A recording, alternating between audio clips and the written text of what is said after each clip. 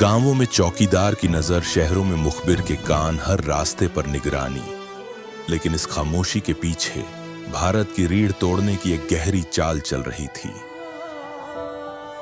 गांवों के किसान जो सदियों से धरती का सीना चीरकर अन्न उगाते थे, अब मजबूर थे अपनी जमीन, अपना श्रम और अपने सपनों को नील के काले रंग में डुबाने के लिए। जब गांधी जी चंपारण पहुंचे तो उन्होंने सिर्फ इन किसानों की पीड़ा नहीं देखी, उन्होंने देखा एक व्यवस्थित अन्याय, और उस अन्याय के जवाब में सत्य और अहिंसा के एक ऐसे हथियार ने जन्म लिया जिसने दुनिया को दिखाया कि संगठित विचार कैसे सत्ता को हिलाने का दम रखते हैं। तो चलते हैं उन रास्तों पर जहां कभी गांधी चले थे और देखते हैं कि कैसे बिहार की यह पावन धरती बनी, गांधी जी के विचारों की जननी।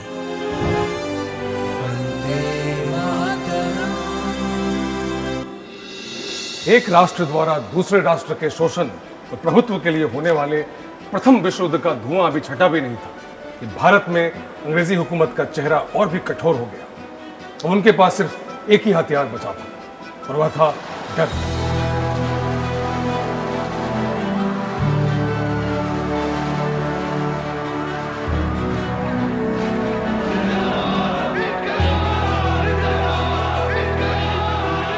विरोध की हर आवाज या तो जेल की अंधेरी कोठरी में बंद कर दी जाती या हमेशा के लिए खामोश कर दी जाती।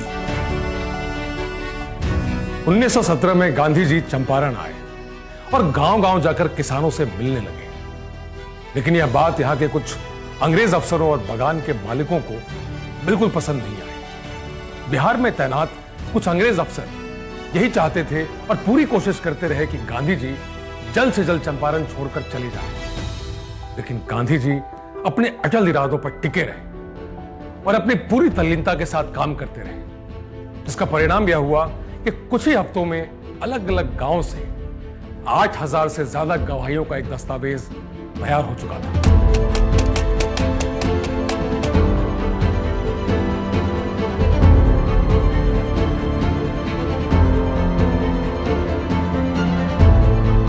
अब बारी थी इन दस्तावेजों को चंपारण पर बनी कमेटी के सामने रखने की। गांधी जी ने दर्ज की गई किसानों की परिस्थितियों और उससे जुड़े कानूनी मुद्दों को कमेटी के सामने रखा। और फिर शुरू हुआ बैठकों का मैराथन।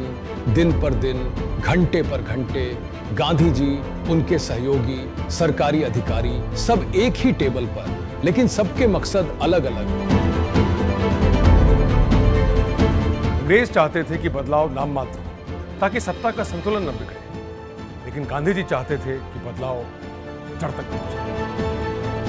अंततः जांच समिति के सदस्यों ने 4 अक्टूबर 1917 को अपनी रिपोर्ट सरकार को सौंप दी और सरकार ने लगभग सभी सिफारिशों को स्वीकार करते हुए 18 अक्टूबर 1917 को अपना प्रस्ताव प्रकाशित किया।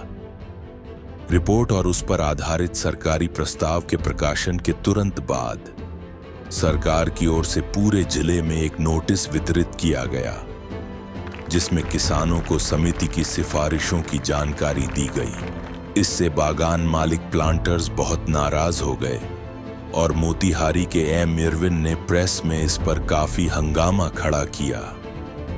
आखिरकार 29 नवंबर 1917 को उस समय की बिहार और उड़ीसा सरकार में तैनात और चंपारण एग्रीरियन कमेटी के गठन और उसकी सिफारिशों पर सरकार की ओर से निर्णायक भूमिका निभा रहे वरिष्ठ ब्रिटिश अधिकारी माननीय मिस्टर मॉड ने चंपारण एग्रीरियन एक्ट को विधान परिषद में पेश किया। विधान परिषद में इस एक्ट पर बहुत लंबी चर्चा चली और 20 फरवरी 1918 को यह विधेयक दोबारा सरकारी गजट में प्रकाशित किया गया। आखिरकार 4 मार्च 1918 को चंपारण एग्रीरियन एक्ट पास हुआ।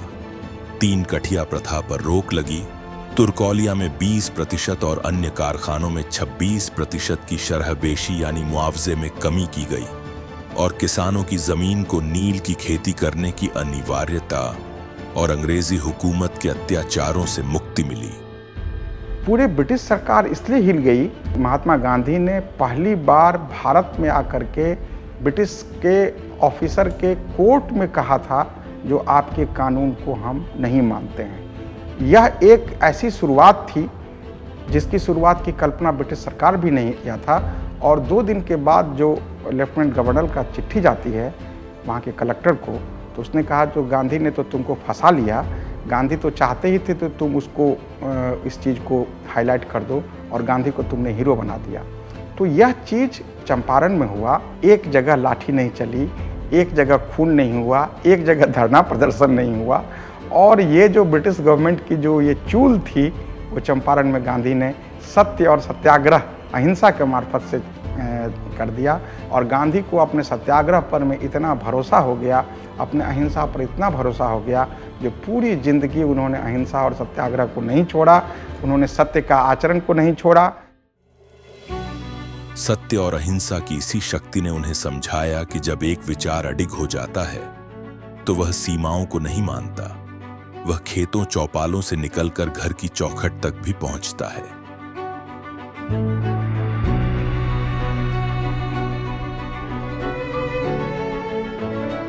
बापू का यह आंदोलन सिर्फ नील किसानों तक सीमित नहीं था। वह जानते थे कि अंग्रेजी हुकूमत से आजादी के लिए देश की नारी शक्ति को भी जगाना होगा। और यहीं प्रवेश हुआ बा यानी कि कस्तूरबा गांधी का।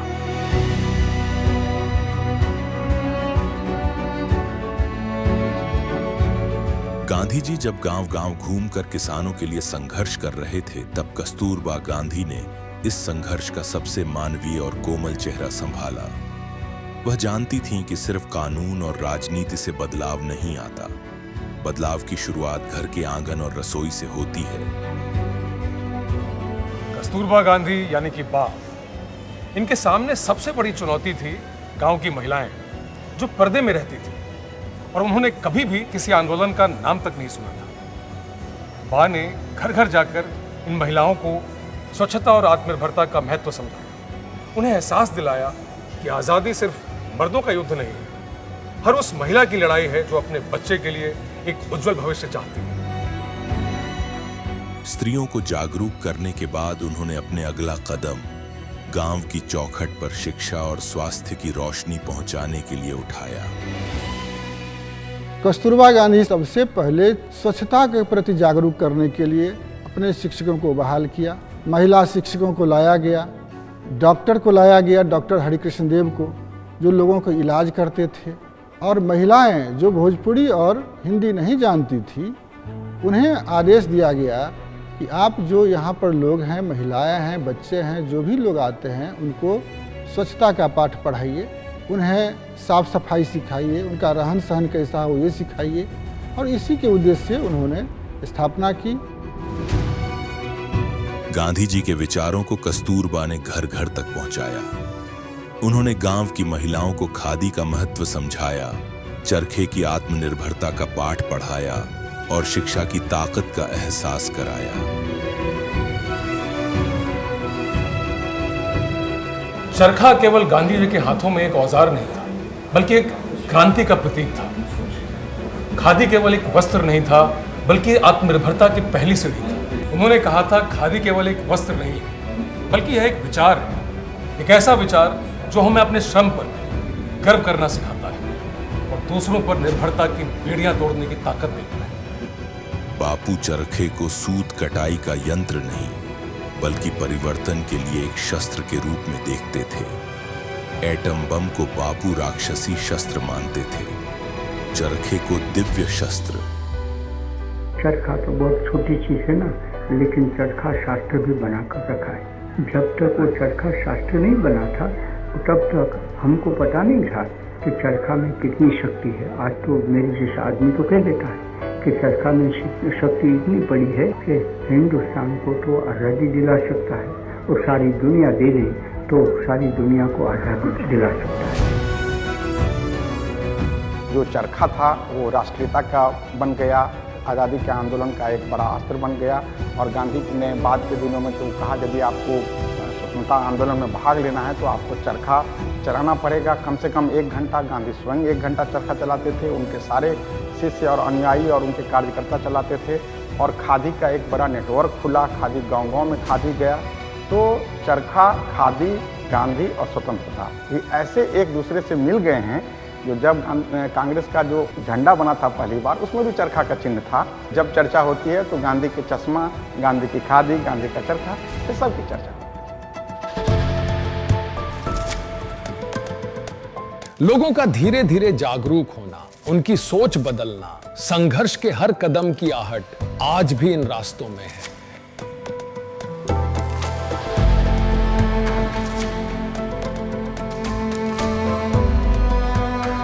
भीतिहरवा से नजदीक ही दूर तक फैला है वाल्मीकि टाइगर रिजर्व, जो नदियों, जंगलों और दुर्लभ जीव जंतुओं की अद्भुत दुनिया है। यहाँ सैकड़ों प्रजातियों के पक्षी और अन्य जीवों को संरक्षित और सुरक्षित वातावरण में रखा गया है। बिहार सरकार ने यहाँ पर्यटकों के लिए guided safari, guest house, trekking route और व्यू पॉइंट बनाए हैं, ताकि लोग न सिर्फ जंगल की सुंदरता को देखें बल्कि उसके संरक्षण के महत्व को भी समझें। प्रकृति की इस धरोहर से मेरे कदम वापस उस ओर चल पड़े जहां एक संगठित शक्ति ने पहली बार सत्ता को अपने होने का एहसास कराया था, और मैं पहुंच गया भीतिहरवा गांधी आश्रम की चौखट पर।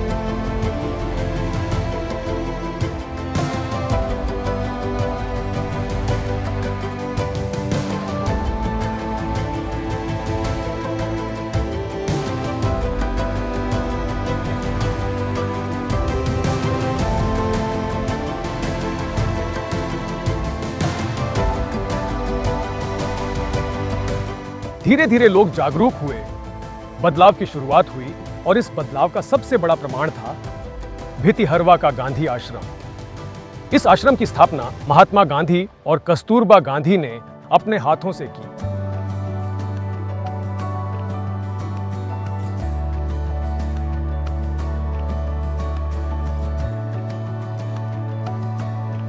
यह इमारत सिर्फ एक ठहराव नहीं था, बल्कि सत्य और सेवा की एक ऐसी प्रयोगशाला था जहां सामाजिक न्याय, शिक्षा और स्वच्छता की नींव एक साथ रखी गई थी। भीतिहरवा के इसी आश्रम में कस्तूरबा गांधी ने एक स्कूल की स्थापना की, जहां गांव की महिलाओं को पढ़ाई के साथ साथ चरखा कताई और हस्तकला की ट्रेनिंग दी जाने लगी। नतीजतन पहली बार गांव के बच्चों, खासकर लड़कियों को औपचारिक शिक्षा मिली। चरखा और खादी के जरिए ग्रामीण अर्थव्यवस्था में आत्मनिर्भरता की भावना जगी। गांव की महिलाएं शिक्षा और कुटीर उद्योग में सक्रिय हुई, जिससे उनका आत्मविश्वास बढ़ा। भीतिहरवा के इसी आश्रम में जात पात और भेदभाव के सभी दीवार खत्म हो चुके थे, और सब मिलकर एक साथ सीखने लगे। यही बदलाव धीरे धीरे एक आंदोलन से आगे बढ़कर विरासत में बदल गया, और इन्हीं छोटे छोटे प्रयासों ने ही भीतिहरवा को इतिहास का जीता जागता प्रतीक बना दिया। भीतिहरवा आश्रम की स्थापना 20 नवंबर 1917 को हुई थी। वहाँ पर मैं शिक्षा, शुरू में तो शिक्षा के लिए काम शुरू हुआ, लेकिन धीरे धीरे उसमें जो जितने भी क्रिएटिव वर्क्स थे, खादी थे, कृषि थे, वो सब जुड़ते चले गए। एजुकेशन, हेल्थ, सैनिटेशन सब उसमें जुड़ते चले गए। एक प्रकार से वो उस क्षेत्र में गांधी के कार्यों का एक बड़ा केंद्र के रूप में वो उभरा, और स्थानीय लोगों द्वारा भी उसमें काफ़ी सहयोग किया गया। और कस्तूरबा गांधी गांव-गांव जाती थी, महिलाओं से कहती थी, जो आप भी इस पूरे समाज के मेनस्ट्रीमिंग में आप भी भाग ले सकती हैं। कैसे भाग ले सकती हैं? कुछ भी नहीं है, आप स्वस्थ रहिए, आप साफ सुथरा में रहिए, अपने बच्चों को स्कूल भेजिए। गांधी ने स्कूल खोला था वहाँ पर में, और किसी से मत डरिए। और उन्होंने, कस्तूरबा ने वहाँ पर एक नया सूत्र दिया था चंपारण में, क्योंकि उस समय में चंपारण में जो नीलहे थे और जो अंग्रेज अधिकारी थे, वो गाहे बगाहे किसी महिला के साथ अत्याचार कर लेते थे। तो जिसके साथ अत्याचार होता था उसको समाज हेय दृष्टि से देखता था, आउटकास्ट करता था उसको। तो कस्तूरबा ने कहा कि नहीं, इस महिला की क्या गलती है? गलती तो उसकी है जिसने अत्याचार किया। आप इसके साथ क्यों, इसको तो और सामाजिक मिलना चाहिए संरक्षण। तो कस्तूरबा ने वहाँ पर महिलाओं के गांव-गांव घूम करके महिलाओं को में अलख जगाई, और कई महिलाएं वो घर से बाहर निकल करके और कस्तूरबा के साथ चलने लगी। तो पूरे चंपारण में महिलाओं को लेकर के कस्तूरबा के आने से एक बड़ा अलख जगाया, जिसका असर बाद के दिनों में चंपारण की राजनीति पर भी पड़ा और गांधी के कार्यों पर भी पड़ा। कस्तूरबा द्वारा स्थापित वह पाठशाला आज कस्तूरबा कन्या उच्च माध्यमिक विद्यालय नाम से अस्तित्व में है। कस्तूरबा की आंखों से शुरू हुआ गांधीवादी शिक्षा का यह मॉडल आज बिहार सरकार के कस्तूरबा बुनियादी विद्यालय योजना में झलक रहा है, जिसमें 391 बेसिक स्कूलों को उनके नाम से पुनर्जीवित किया गया। विथहरवा आश्रम के बारे में आत्मकथा में उन्होंने ये लिखा भी है कि एक महिला जो नित्य पढ़ने के लिए आती थी उस विद्यालय में, वो बहुत गंदा कपड़ा पहन के आती थी। कस्तूरबा गांधी जब उस महिला को पूछती हैं कि आप इतना गंदा कपड़ा क्यों पहनती हैं, तो वो उन्हें हाथ पकड़ के अपने घर ले जाती हैं और कहती हैं कि मेरे घर में न बक्सा है न संदूक है जो मैं कहीं दूसरा कपड़ा कहीं रखी हूँ, और एक ही वस्त्र मेरे पास है, तो आप बताइए मैं कैसे स्नान करूँ और कैसे इसे साफ करूँ, मैं तो नहाती भी नहीं कहीं हूँ। गांधी जी जब सुने ये बात तो सन्न रह गए और रात भर जगे रह गए, और दूसरे दिन से कहा जाता है कि ऊपर का वस्त्र उन्होंने त्याग दिया। महात्मा गांधी और कस्तूरबा गांधी जी ने मिलकर शिक्षा, स्वच्छता और आत्मनिर्भरता की बुनियादें यहाँ पर मजबूत की। शिक्षा ही जीवन का निर्माण है। गांधी जी के इस विचार को वृंदावन का यह बुनियादी विद्यालय आज भी आगे बढ़ा।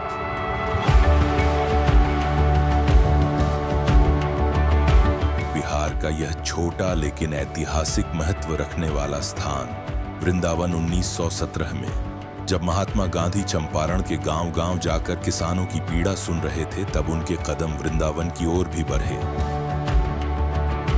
अपनी इस यात्रा के दौरान गांधी जी ने यहाँ 2 बुनियादी विद्यालयों की स्थापना की, राजकीय बुनियादी विद्यालय और राजकीय बुनियादी कन्या विद्यालय। शिक्षा ही जीवन का निर्माण है।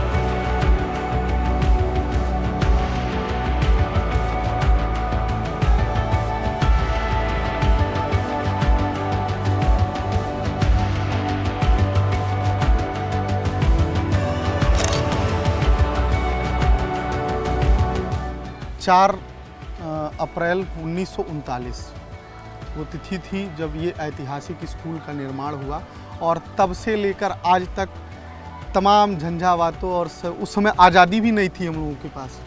1942 में एक यहाँ के गवर्नर हुआ करते थे बिहार के, जॉन हर्बर्ट, वो इस स्कूल को बंद करने आता है। उस स्कूल को जब वो बंद करने आता है तो वो देखता है आके तो यहाँ तो कोई किताबें नहीं पढ़ाई जा रही हैं, और जब किताब नहीं पढ़ाई जा रही है तो बंद क्या करें। यहाँ पे बुनियादी शिक्षा का ये था कि जीवन जीने का कला सिखाना। जैसे आप खेती कर रहे हैं तो उसकी सही तकनीकी क्या हो सकती है, आप बुनाई कर रहे हैं तो उसकी सही तकनीकी क्या हो सकती है, बाकी सारी चीज़ों को कुशलता का भी ट्रेनिंग यहाँ पे सभी किया जाता था। महिलाओं के सशक्तिकरण का भी काम किया जा सकता था। और इसमें बा की क्या भूमिका रही यहाँ पे? कस्तूरबा गांधी की अगर आप भूमिका अगर देखेंगे तो ये ऐसा विद्यालय है जहाँ पर प्रजापति मिश्रा ने किसी भी भूमि पूजन में, अगर आप शादीशुदा नहीं हैं और अगर आप शादीशुदा हैं तो आप पत्नी के साथ ही करा सकते हैं, सपत्नी। तो ये ऐसा ऐतिहासिक विद्यालय है जहाँ का भूमि पूजन हमारे आदरणीय महात्मा गांधी जी के और साथ में बा कस्तूरबा गांधी जी के साथ में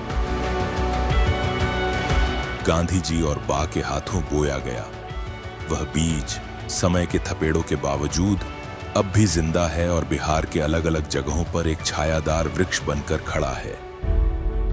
गांधी सर्किट की यह यात्रा हमें सिर्फ इतिहास की याद नहीं दिलाती, बल्कि उस बिहार से भी मिलवाती है जहां संस्कृति, अध्यात्म और प्रकृति एक साथ सांस लेते हैं। जैसे कि लौरिया नंदनगढ़ स्तूप, जो बौद्ध काल की करुणा और सम्राट अशोक के धम्म की गूंज को आज भी संजोए हुए है। इसी के पास है अशोक स्तंभ, समय का वो प्रहरी जिसने युगों युगों से मानवता और सत्य के संदेश की रक्षा की है। इसी तरह रामपुरवा का अशोक स्तंभ भी, जो हमें याद दिलाता है कि साम्राज्य मिटते हैं लेकिन विचार हमेशा अमर रहते हैं। यही से नजदीक है प्रकृति की गोद में बसा यहाँ का वाल्मीकि टाइगर रिजर्व। वन्य जीव संरक्षण का इस केंद्र की हर सरसराहट जैसे उसी आजादी का संगीत है जिसे कभी गांधी जी ने महसूस किया था। और संस्कृति और विश्वास की डोर थामे पश्चिमी चंपारण का प्राचीन अरेराज शिव मंदिर, जहां अध्यात्म और श्रद्धा एक साथ प्रवाहित होते हैं। बिहार के यह स्थल सिर्फ ईंटें और पत्थर नहीं है, यह वो आत्मा है जो गांधी के विचारों की तरह आज भी जीवित है। बीते कल के यह संघर्ष अगर आज संजोए न जाएं, तो आने वाला कल अपनी जड़ों से कट जाएगा। इसीलिए जरूरी है कि इन कदमों के निशान सिर्फ मिट्टी में नहीं, बल्कि हमारी चेतना में भी सुरक्षित रहे। इन्हीं बिखरे हुए कदमों को संजोने और संरक्षित करने के लिए बिहार सरकार गांधी सर्किट के अंतर्गत इन्हें विकसित करने, स्थानीय अर्थव्यवस्था को इससे जोड़ न सिर्फ इन स्मारकों को जीवित किया जा रहा है, बल्कि गांव-गांव में रोजगार और आत्मनिर्भरता नई राह खुलने। महात्मा गांधी, जिन्होंने सदियों से दबे कुचले लोगों को एक नया साहस, एक उज्जवल भविष्य दिया, लेकिन क्या हम आज भी उनके साहस को अपने भीतर महसूस करते हैं? क्या हम अपने जीवन में उस सत्य और अहिंसा को जी रहे हैं जिसकी उन्होंने शिक्षा दी थी?